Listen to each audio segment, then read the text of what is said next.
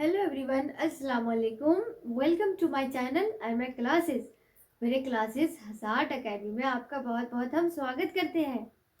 तो जिस तरह से हम हमेशा आपके सामने हाजिर होते हैं आपके लिए क्लास 12 वाले और 10th वाले आपकी कहकशां और दरख्शां उर्दू की बुक का हम हर चैप्टर को लेकर के उसी तरह से आज हम आपके लिए हाजिर हुए हैं।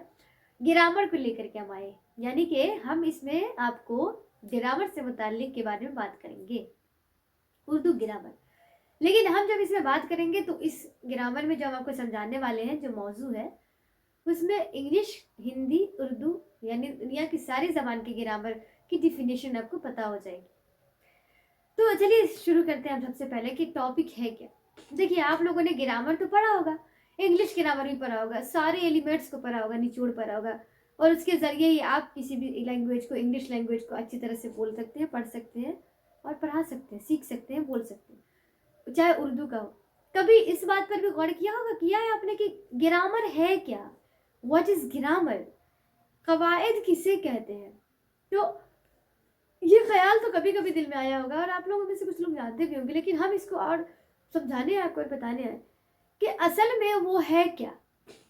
व्हाट इज कवायद? हम बात करेंगे ग्रामर पर भी, और उर्दू कवायद क्या है वो भी बताएंगे कि कवायद कवायद क्या है।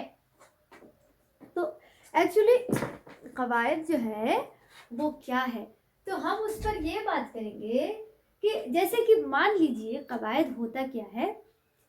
हर जबानों के लिए अलग अलग जो है ग्रामर होते हैं, अलग अलग टाइप के, लेकिन रूल तो सभी में है। यानी कि किसी भी काम को हम कवायद बना क्यों, उसमें बहुत सारे रूल और रेगुलेशन और कायदे कानून, एक तरीका बनाया गया, और उस तरीका में बहुत सारे जो है वो क्या स्टेप बाय स्टेप एलिमेंट्स बनाए गए कि इन सब को फॉलो कर करके सीख करके इन सारे उसूल को, तब हम किसी भी जबान को अच्छे से बोल पाएंगे, पढ़ पाएंगे, समझ पाएंगे, लिख पाएंगे।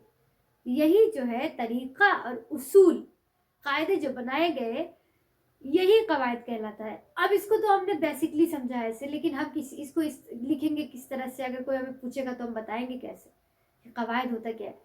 ये जो हम डिफिनेशन आपको बता रहे हैं, ये दुनिया में जितनी सारी जबानें हैं सब की डिफिनेशन है ये कि कवायद है क्या, व्हाट इज कवायद, कवायद किसे कहते हैं।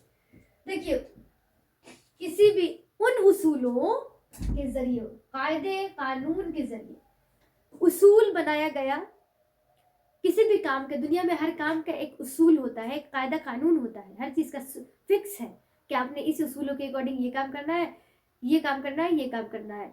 हर चीज का कायदा कानून है। जैसे कि सपोज दैट कि कोई ऑर्गेनाइजेशन, बड़ी बड़ी कंपनियां चलती हैं, उनमें भी कंपनियां एस्टेब्लिश होने से पहले तो लेकर के बाद तक बहुत सारे उनके उसूल बनते हैं, उनके रूल्स बनते हैं, और वो फिक्स होता है, और उनको फॉलो करके ही वो कंपनियां या कोई ऑर्गेनाइजेशन उन्हीं उसूलों और ज़ाब्ते कानून होते हैं, तरीका बनाया जाता है कि इस तरह से ये काम होगा, इस तरह से ये काम होगा, फिर उसको फॉलो करके काम अच्छी तरह से हो पाता है।